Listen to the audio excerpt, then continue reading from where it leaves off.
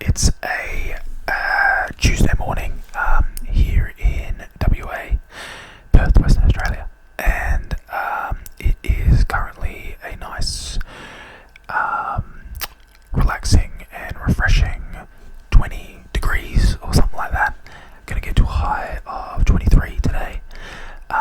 It's been pretty hot the last few days, so it'll be nice to have a little bit of cooler weather leading up to Christmas, which in WA and all of Australia is a nightmare hellscape of scorching heat and dripping sweat and despair and sadness because of the weather. I actually love Christmas, best time of the year, but the heat and the flies is not cool, but we get through it by watching tons of American and British Christmas movies and TV shows where it's all snowing and all of our decorations have snow, snow globes with lots of snow, everything's nice and frosty, so we bring a little bit of that wintry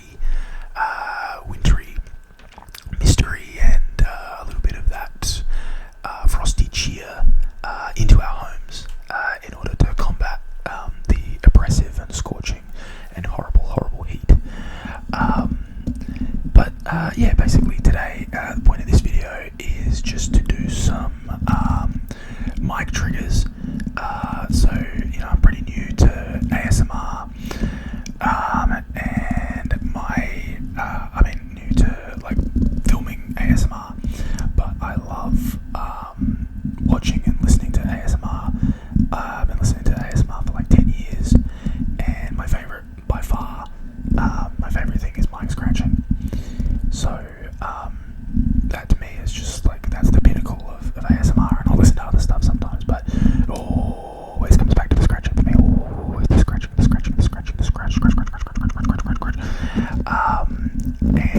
the other day, I've got this new routine, being a slobby, filthy, disgusting man. For years, I never really cleaned out my ears after a shower. So what I've just started doing is using cotton tips, cotton buds, Q-tips, whatever you call them, wherever on this crazy blue planet you hail from. They've got different names. They go by different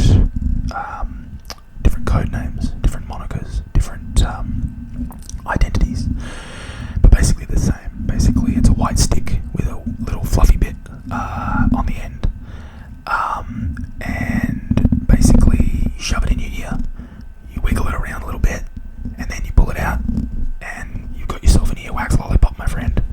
So congratulations.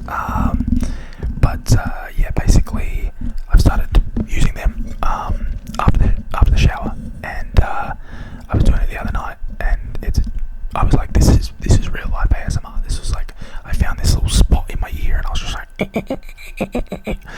and it was just scratching some itch deep in my brain. But I recommend, or I don't recommend, pushing it too far, because I remember when I was younger, and again, slobby, disgusting, stupid, silly man that I was, or boy back then. I think I was like 16, and I decided to clean out my ear using a chopstick. And for some reason at that point, I didn't know that there was like an extra sort of level that you could go when you put something in your ear. So you push something into your ear, and you can kind of like get the wax out or whatever.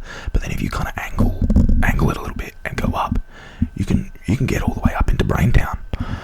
So that's what I did with this chopstick, and I just kept on going, and then I pierced something, and I had like a really bad headache and just this sort of pulsing in my head for like 2 weeks, and eventually went away. So I assumed that my eardrum, which I probably perforated, has since healed back up, because that's what happens with ears, like earlobes. If you get your ears pierced and you don't put an earring in for a while, the earlobe heals up again, as we all know.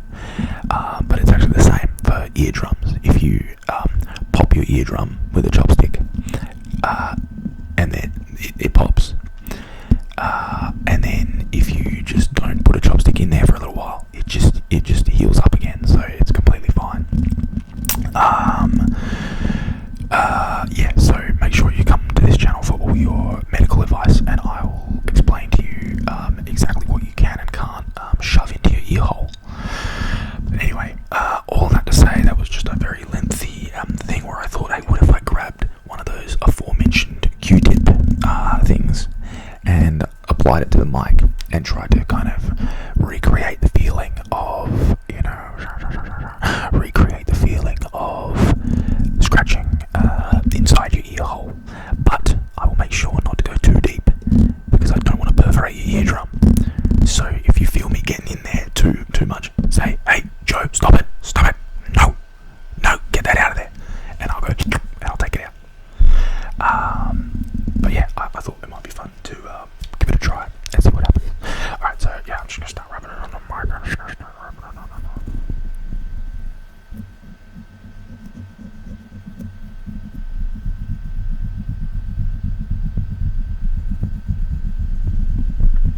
At the moment, it kind of just sounds the same as like a finger.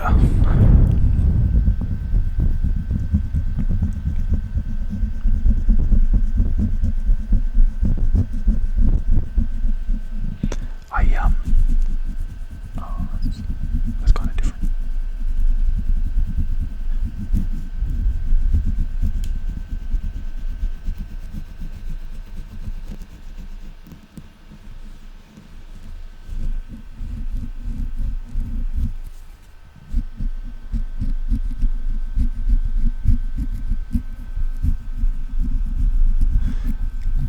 As you can probably see, I wear my headphones plugged into the mic, and basically it lets me hear the stuff that I'm saying as I'm doing it, and so it kind of makes me go, oh yeah, that bit sounds good, but every now and then I'm like, why doesn't it sound as good as like when I'm actually listening to a video on YouTube? And I was like, oh, maybe it's just because I'm doing it or something, maybe you can't give yourself tingles. Like, how, isn't there like you can't make yourself sneeze? No, that's not a thing. You can make yourself sneeze. I've made myself sneeze many times. But like, there's something about like, you can't make yourself do something, I don't know. You can't lick your own elbow, I know that. Anyway, all this to say that I actually watched one of my other videos on YouTube just because I thought, I was listening to ASMR and I was like, I'm just going to whack on one of my own videos and just see if see if I enjoy listening to it. And it was really good. Like, it gave me insane tingles and stuff. So like, it was the one I was like reading poetry and scratching the mic at the same time, and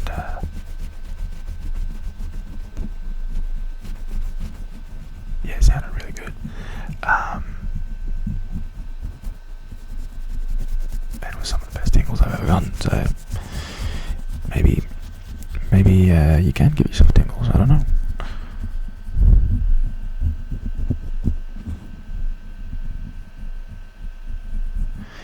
I don't know if it's just the nature of the trigger, or if it's just because these are cheaper, kind of generic grocery store brand cotton tips, but they have not survived the onslaught of the microphone. They did not.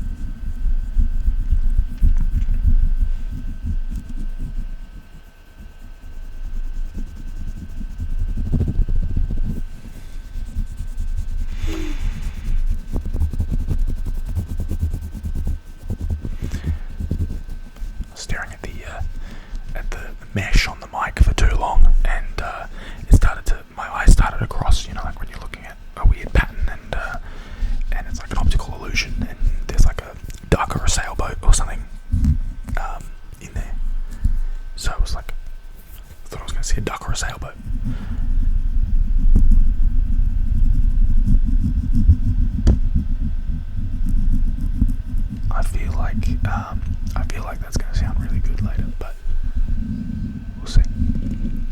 Yeah, let's go on to the next thing that I brought with me. So I, for some reason, have this arrow.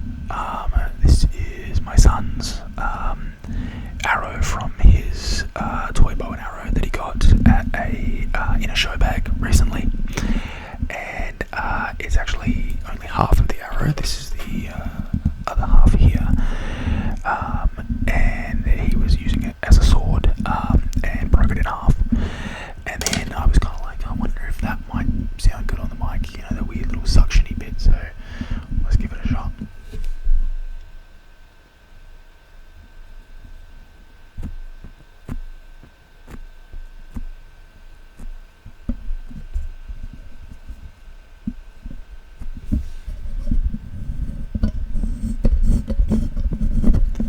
It's loosening the mic. There we go.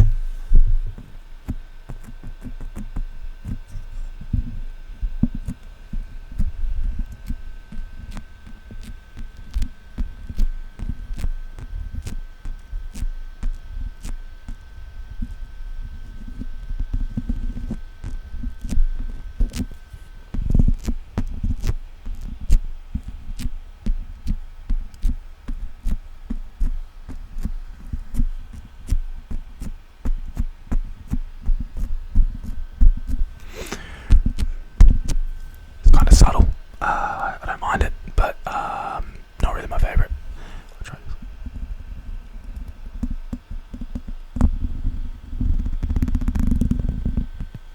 That sounds right.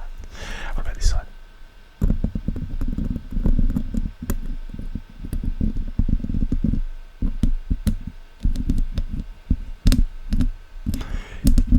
Maybe a little bit too intense.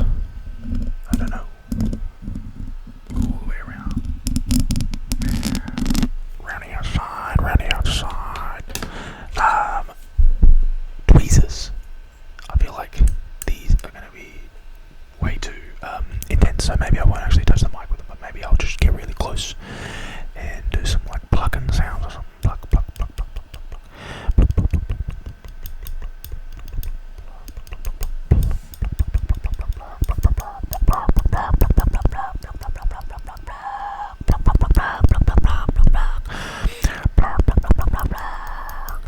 Chicken time, chicken time, chicken time, chicken time, chicken time. Shit.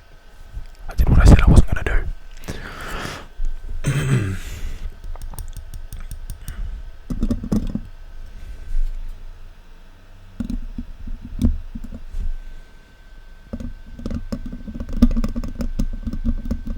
For some reason that bit, bottom right of the mic always gets me.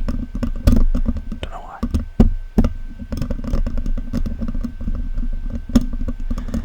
Yeah, it sounds pretty good. But yeah, I'm kind of like I was saying before, now that I actually listen to my video back rather than just listening to it at the time, that sort of sounds good at the moment, but I'm kind of interested to know what it sounds like later, because I'm like, well, maybe it'll be even better when I listen to it, you know, when it's not live and happening.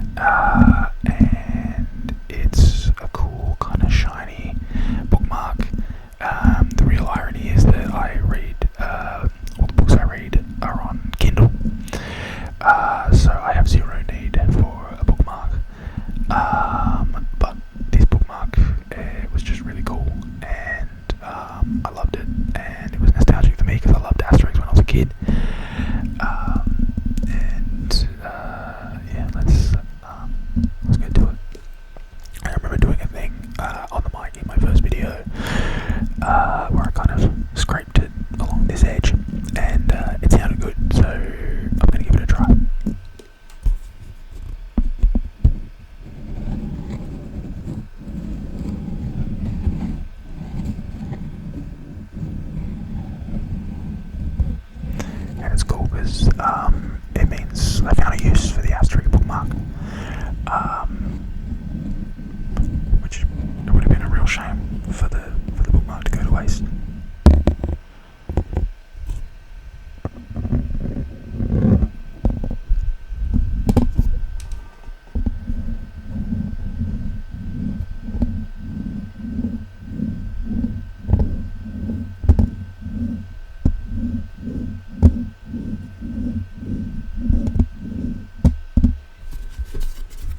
Try it on my favourite bit over here in the corner.